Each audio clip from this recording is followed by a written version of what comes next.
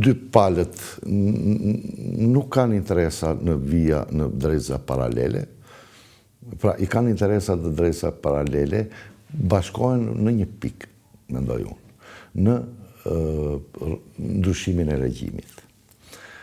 Interesi Izraelit për ndryshimin e regjimit iranian është qartësisht i dukshëm. Ndërsa interesi amerikan, mendoj, nga një analizë që i kam bërë, është synimi për të arrit objektivin strategjik, shkëputjen e Iranit nga aleanca e madhe e Kinës, Rusisë, Iranit dhe Koreas së Veriut, ka dhe tjerë që do shohim. Po, nëse do shkëputet Irani nga kjo aleancë, dhe Irani shkëputet nga kjo aleancë vetëm me ndryshim regjimi. Atëherë Kinës do t'i ndërpritet rruga e gjirit persik për naftën. Pra Kina mund të dobësohet, pra janë planet afangjata strategjike, besoj unë. Forma që ka zgjedhur Amerika për të arrit këtë objektiv strategjik është forma më e gabuar e mundshme, më e pa arritshme. Nuk ndryshohet regjim nga qielli me bomba. Se zakonisht çon një ngurtësim të shoqërisë. Çon në një kompaktësim të shoqërisë. Sa do e ndarë tjetë i shoqëri, edhe unë nuk besoj që vetë thelbi që e mban në pushtet regjimin iranian është populli pers. Pjesa tjetër e popujve që përbëjnë këtë shtet, e para nuk e kanë fuqinë e madhe, si në popullsi, si në ndikime si tjerat, përveç azerëve, që azerët janë bashkë me persët. Po që janë dhe pjesa me madhe, sa nga 15 milion. Po pra, ndërsa pjesa tjetër nuk e ka atë ndikim të madh politik, shoqëror, ekonomik, s'ka as numrat që të bëjnë ndryshim regjimi. Çështja është se nga ana gjeostrategjike, ky objektiv është komplet i paqartë. Ndryshimi regjimi. Ndryshimi regjimit bëhet o nga brenda, me ndihmë të jashtme, ishte rivers. Me inteligjencë, ndihmë të jashtme inteligjencë. Normal, me inteligjencë. Ky ishte rivers. Unë po bombardoj dhe ju çoheni, po nuk mund të çohen në bomba. Ka dhënë efektin e kundërt për mua, sepse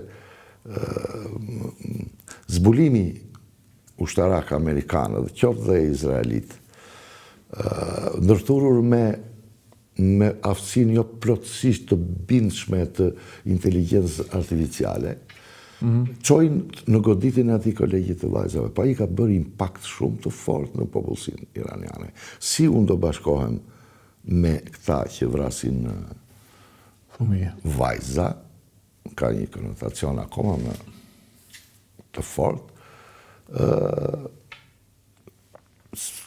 Pra, ka dhënë efektin e kundërt. Një ekspert amerikan e shpjegon goditjen e kolegjit të vajzave, në atë qytet atje që u vranë 170 vajza, e shpjegon me besimin e tepërt të amerikan, të caktuesve të objektivave që i takon shërbimi zbulimit të ushtrisë i forcave ajrore tek inteligjenca artificiale. Ata thjesht nuk bën analizë të fortë të objektivave, analizë njerëzore, por ja lanë inteligjencë artificiale. Dhe ajo përcaktoi që ky objekt është objekt potencial për të mbajtur lëshues raketash. U godit, në fakt. Gati 2 kilometrë në tutje ishin 2 objekte që fshiheshin lëshuesit, por ato ishin karrem. Më kupton, ishte çështja e maskimit dhe e mashtrimit. Ato ishin karrem i iranianëve, u bombarduan ato, u bombardua dhe kjo. Dhe kjo pati impakt shumë të madh në shoqërinë iraniane, sepse të gjithë zëdhënësit, të gjithë zëdhënësit mediatik, zëdhënësit qeveritar iranian, në çdo deklaratë të tyre përmendin pikërisht këtë gjë, thonë vrasësit e fëmijëve, përveç se tjerave. Kjo është nga ana gjeostrategjike dhe politike. Vetë Trumpi është i pa qartë në deklaratat që jep. Njerë thotë e heqin bombën bërthamore, pastaj këtë, pastaj ndryshimi regjimi.